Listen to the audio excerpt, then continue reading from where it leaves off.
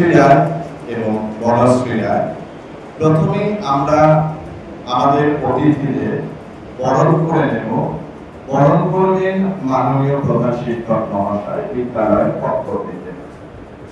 সুরজিৎ কুমার ধরেকে উত্তরীয় পড়িয়ে মাননীয় প্রধান শিক্ষক মহাশয় বরণ করে নেবেন। আমি মৌসুমীকে বলবো উত্তরে, এবং আমাদের বিদ্যালয়ের যে স্মারক সেটি প্রদান করবে। মৌসুমী এসো, প্রধান শিক্ষক মহাশয় উত্তরীয়টাকে দাও। জীবনজ্যোতি ফাউন্ডেশনের পক্ষ থেকে আমরা সুরজিৎ বাবুকে বরণ করে নিচ্ছি।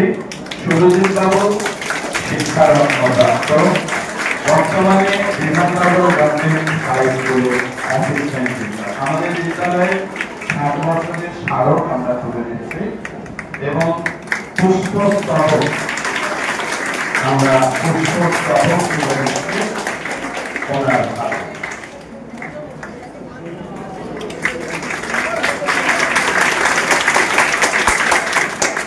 ধন্যবাদ। এবার আমরা নয়ন মন্ডল বাবুর হাতে পুষ্পস্তবক আমাদের মাননীয় প্রধান শিক্ষক মহাশয় তুলে দেবেন। নয়ন মন্ডল বাবুর হাতে মাননীয় প্রধান শিক্ষক মহাশয় পুষ্পস্তবক। ফাউন্ডেশনের পক্ষ থেকে উপস্থিত আছেন অনুশ্রী রায় মহাশয়া। অনুশ্রী রায় মহাশয়ের হাতে পুষ্পস্তবক তুলে দেবেন আমাদের মাননীয় প্রধান শিক্ষক মহাশয়।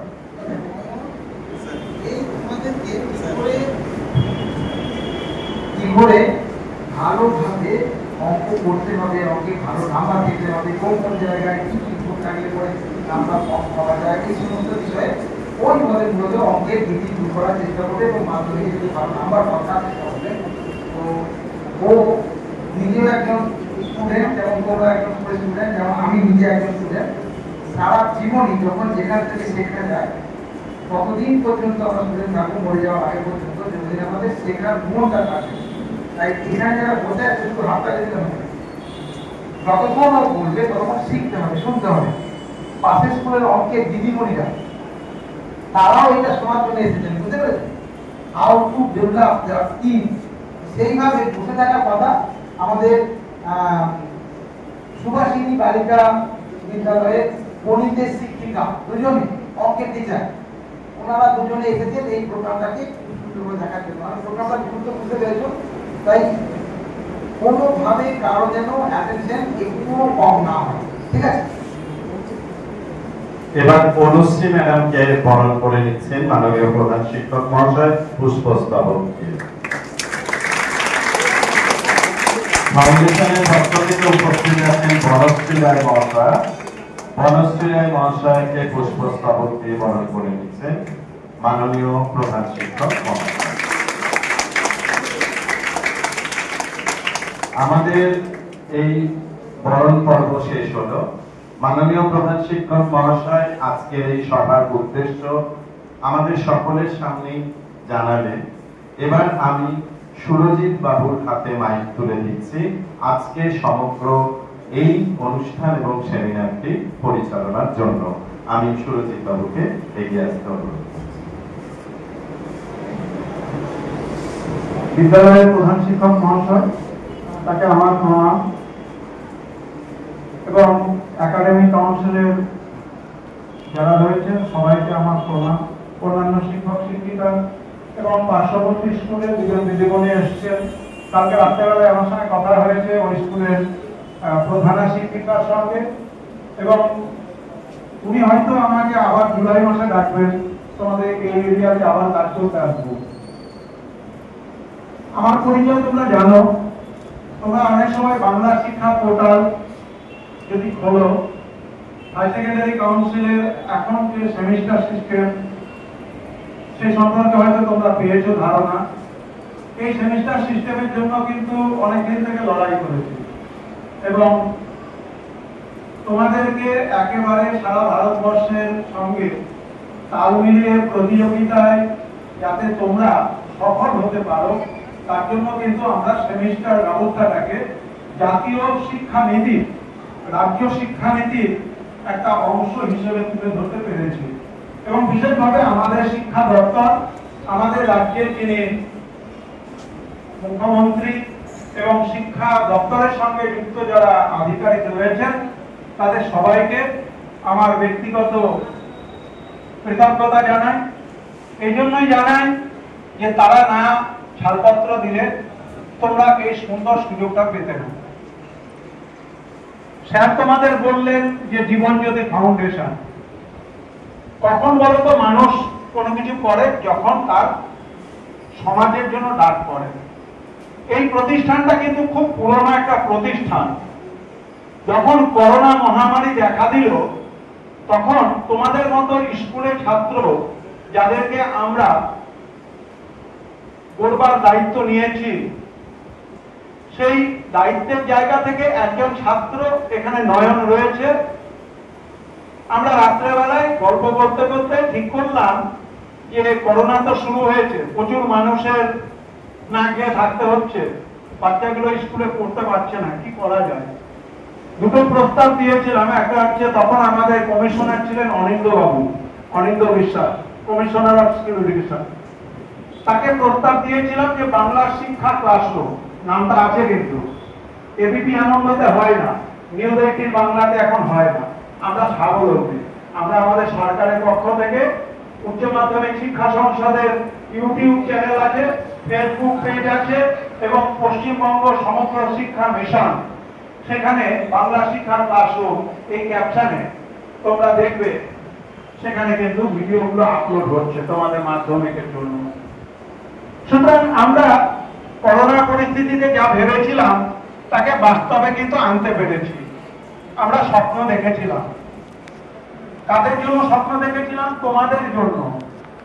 সেই স্বপ্নটা আজকে সফল হয়েছে। সফল হয়েছে বলে আজকে এই কাউন্সিলিং ক্লাস মাধ্যমিকের আগে আমরা তোমাদের কাছে পৌঁছে দেওয়ার জন্য এসেছি। জয়যাত্রা শুরু হয়েছিল রামকৃষ্ণ মিশনের ছাত্রছাত্রীদের মধ্য থেকে। প্রথমে কাজ করতাম রামকৃষ্ণ মিশনে, বড়বাবু রামকৃষ্ণ মিশনে। সেখানে মাধ্যমিক দেবে যারা, তাদের 1 মাস আগে আমরা 3 দিন ধরে শিবির করতাম এবং সেখানে বড়বাবু রামকৃষ্ণ মিশন সম্পর্কে জানো 23 সাল 22 সালে কিন্তু খুব ভালো রেজাল্ট করেছে, অনেকগুলো মেধা তালিকাতে ছিল। আমরা গতবার থেকে একটু ভেবেছি যে সাধারণ যে স্কুলগুলো আমাদের রয়েছে, সরকারি সাহায্য প্রাপ্ত, সরকার অনুমোদিত সেই স্কুলের বাচ্চাদের কাছে আমরা পৌঁছে যাব। আমাদের যারা প্রশাসনিক ব্যক্তি রয়েছেন, ডিআইরা রয়েছেন, তারা আমাদের সঙ্গে সহযোগিতার হাত বাড়িয়ে দিয়ে এই প্রতিষ্ঠানটার উপরে তারা বিশ্বাস রাখেন। কারণ আমরা চেষ্টা করি, পারবো না সবটা করতে, কিন্তু তোমাদের জন্য তোমাদের প্রতিদিনের যে রোজ নামটা রয়েছে তার একজন সাথী তো হতে পারবো।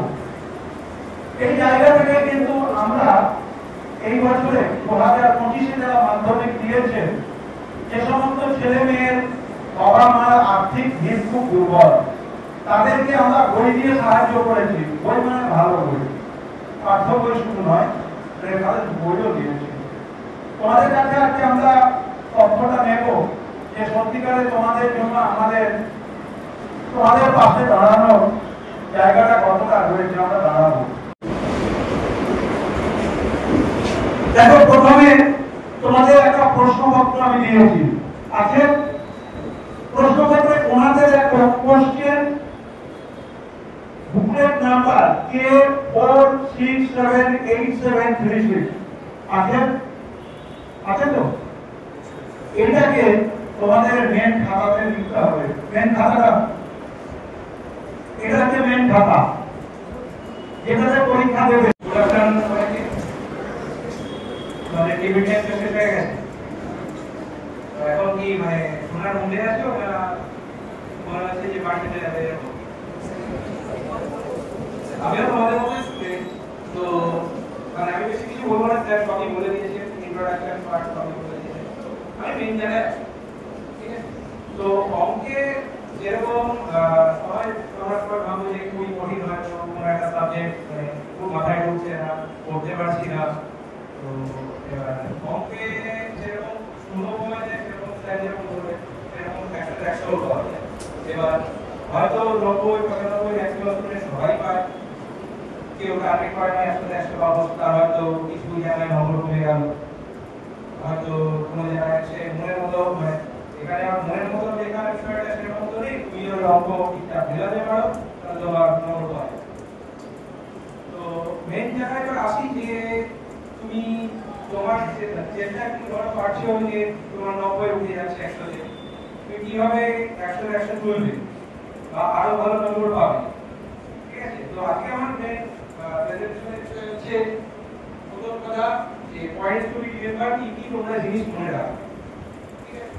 দ্বিতীয় হচ্ছে পরীক্ষার হলে গিয়ে সময়ের যে ব্যবস্থাপনা, টাইম ম্যানেজমেন্ট, যে প্রথমে আমি পাতা ভর্তি করে লিখে যাচ্ছি, শেষ পর্যন্ত গিয়ে আমি কোশ্চেনের অ্যান্সার লিখতে পারছি না, কোশ্চেন বাদ চলে যাচ্ছে। এরকম তো হয়েছে, কতজনের সাথে এরকম হয়েছে যে আমি অ্যান্সার লিখছি, শেষ পর্যন্ত গিয়ে আর কোশ্চেন বাকি থেকে যাচ্ছে, টাইম আসছে না। কতজনের সাথে হাত তোলো? ম্যাক্সিমাম। শুধু কি অঙ্কের যে উপরেই নাকি সমস্ত সাবজেক্টে?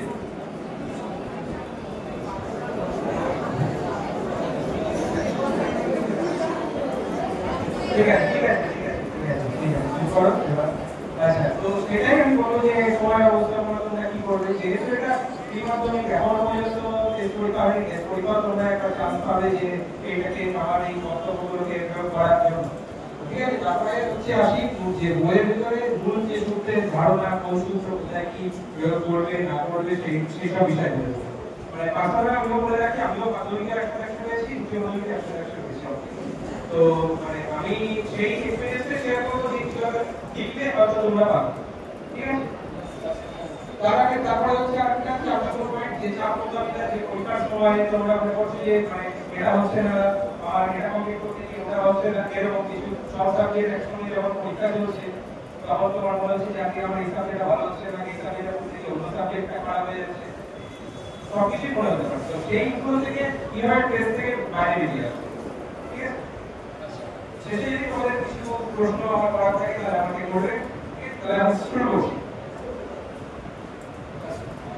প্রথম, তোমরা আমি বই থেকেই ডাইরেক্ট পয়েন্টগুলোকে তুলে তুলে ধরার চেষ্টা করেছি, তোমাদের কোন জায়গায় হয়তো ভুল হতে পারে। মেইনলি এটা হচ্ছে অ্যাকচুয়াল বিশিষ্ট দ্বিঘাত সমীকরণের চ্যাপ্টার। তোমাদেরকে বলা হলো যে অ্যাকচুয়াল বিশিষ্ট দ্বিঘাত সমীকরণ তোমরা লিখলে সেক্ষেত্রে তুমি দেখলে যে ওই যে ব্র্যাকেটে একটা জিনিস লিখতে হবে a not equals to 0, কেন না a যদি 0 হয়ে যায় সেটা অ্যাকচুয়াল বিশিষ্ট দ্বিঘাত সমীকরণই থাকবে না, কি সব মানে বোতল সরাসরি থ্রেশহোল্ড এভাবে, ঠিক আছে? তো না এই পয়েন্টটা আমি ডাইরেক্ট বই থেকে শুনলাম, কারণ তোমরা বই পড়তে গিয়ে একটু বিশেষ এই বিষয়গুলো তোমরা পাবে না, ঠিক আছে? তো x square plus bx plus c তোমাকে একটু দেখে তুমি লিখে দিলে যে এই অ্যাকচুয়াল বিশিষ্ট দ্বিঘাত সমীকরণ পাবে পাওয়ার ভাইস পাওয়ার x এর 2, সেক্ষেত্রে কিন্তু সেটা জানা করা হবে, কারণ কি x স্কয়ার পাওয়ার যে 0 হয় সেটা তো তোমাকে মেনশন করতে হবে, ঠিক আছে? অবশ্যই এই পয়েন্টগুলো মনে রাখবে, আমি দেখিয়ে যাচ্ছি তোমাকে। তারপরে বিশেষ করে যে বিষয়টা মনে রাখতে যে নিরূপক, ঠিক আছে? সিদ্ধান্তের সূত্রে যে নিরূপক, যে কার উপরে বিচার করে আমরা সেই সমীকরণে যে কোনো বাস্তব বীজ পাওয়া যাবে কি যাবে না, বা বিজ্ঞানের প্রকৃতি কি হবে সেরকম সেইগুলো বিচার করবো, সেক্ষেত্রে সেই জিনিসটা ভালো করে দেখবে। তারপরে আসছি ওই নিরূপকের তিনটি কন্ডিশন, কন্ডিশন যদি ডিটারমাইন্যান্ট 4ac যদি লেস দ্যান 0 হয়, যদি গ্রেটার দ্যান 0 হয়, যদি ইকুয়াল টু 0 হয়। লেস দ্যান 0 হলে সেটা সমীকরণের সমাধান আসবে একটি অবাস্তব সংখ্যা, যেটা আমাদের সিলেবাসে নেই। আমাদের সিলেবাসে যা কিছুই আছে সমস্ত কিছুই হচ্ছে যার সমাধান পাওয়া যাবে, অর্থাৎ square minus 4ac greater than or equal to 0, ঠিক আছে? পরেরটা আসছি, তোমরা যে বই যখন পড়ো চ্যাপ্টারে ডাইরেক্ট হয়তো কেউ কেউ আছে যে অনুশীলনী শুরু করে দাও, যে মনে করো যে আমি অনুশীলনী অঙ্কগুলো সমস্ত কিছু শেষ করতে পারলে আমার বই সমস্ত কিছু শেষ হয়ে গেছে, আমি অনুশীলনী অঙ্ক পারলেই আমার বইয়ের অঙ্ক সব অঙ্ক পারবো। কিন্তু দেখবে যে অনুশীলনীর আগেও কি বইয়ে অনেক কিছু পড়ে যাওয়া যায়, চ্যাপ্টারের নাম থেকে শুরু করে চ্যাপ্টারের ভূমিকা থেকে শুরু করে ভেতরে অনেক কিছু প্রয়োজন গল্প, তারপরে তার প্রয়োগ, কিছু কোশ্চেনের প্রয়োগ, কিছু উদাহরণ, সব কিছু দেওয়া থাকে। সেইগুলো কিন্তু ভালো করে মনে রেখে পড়লে, স্যারেরা বললে যে বই খুঁটিয়ে পড়া, ইতিহাসের মধ্যে কিন্তু এই অঙ্কের বই খুঁটিয়ে পড়তে হবে, প্রত্যেকটা চ্যাপ্টার প্রথম ওয়ার্ড থেকে শেষ ওয়ার্ড অবধি প্রত্যেকটা পড়ে যেতে হবে, তবে কারণ কি মাধ্যমিকে মাঝে মধ্যে এই ধরনের এক নম্বরের ছোট কোশ্চেন আছে যে উত্তরবর্ণ বলতে কি বোঝে বা অবর্ণ বলতে কি বোঝে। আমি একটু ডিটেইলসটা কিছু বেশি বলছি। নেক্সট এই যে দেখতে পাবে যে বলে যে ম্যাক্সিমাম টাইম নেই এরকম বক্স করে দেওয়া থাকে বা শূন্যস্থান পূরণ, ওগুলো মনে করছে যে ওগুলো ফাঁকা রেখে দিয়ে চলে যাওয়া হয়েছে, মানে তুমি না করে বেরিয়ে আসো, ঠিক আছে মুশকিল নেই, ডাইরেক্টলি অঙ্ক করছে। এইগুলো যদি করে নিজে সলভ করতে পারো তাহলে ভাববে যে 50% অঙ্ক তুমি মনে শিখে গেছে, কারণ এইগুলো বিশ্লেষণ করে তবে এই কোশ্চেনগুলো দেওয়া থাকে। ওই চ্যাপ্টারটা ডিসকাস করে যে তুমি এখন অবধি যা পড়েছো সেটার উপরে কি বুঝতে পেরেছো, এখান থেকে তুমি কি কি কনক্লুশনে আসতে পারো বা কি কি রেজাল্ট তুমি পেতে পারো, ঠিক আছে।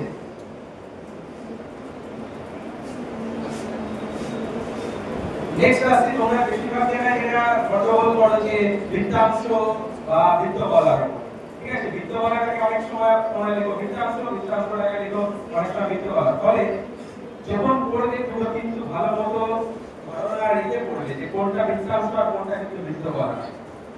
কারণ তোমাদেরকে বৃত্তবলয় বলা হলে তোমরা বের করো বৃত্তাংশের, তোমাদের বৃত্তাংশের বলা হলে বের করো বৃত্তবলয়, দিয়ে বলো যে না সে সময় আমার মনে পড়েনি কোনটা বৃত্তাংশ বা কোনটা বৃত্তবলয়।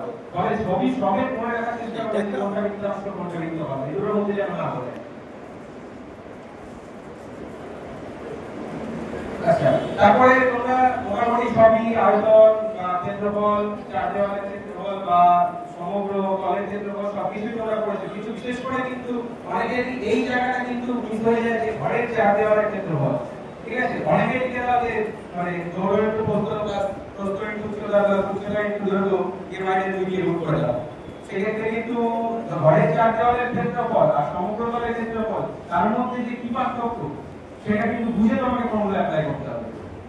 তোমাকে বলা হবে ঘরের চার দেওয়ালের ক্ষেত্রফল, তুমি সমগ্র তলের ক্ষেত্রফলের ফর্মুলা অ্যাপ্লাই করে দিয়ে ভাবছে যে নম্বর পাবে, না, সেক্ষেত্রে কিন্তু নম্বর বেড়ে যাবে, কারণ পুরো ফর্মুলাটাই তোমার ভুল। ফলে ফর্মুলাকে ডিস্টিংগুইশ করতে শেখো যে কোন ফর্মুলাটা কিভাবে আলাদা, কেন আলাদা, কোথায় কি প্রয়োগ হবে, ঠিক আছে।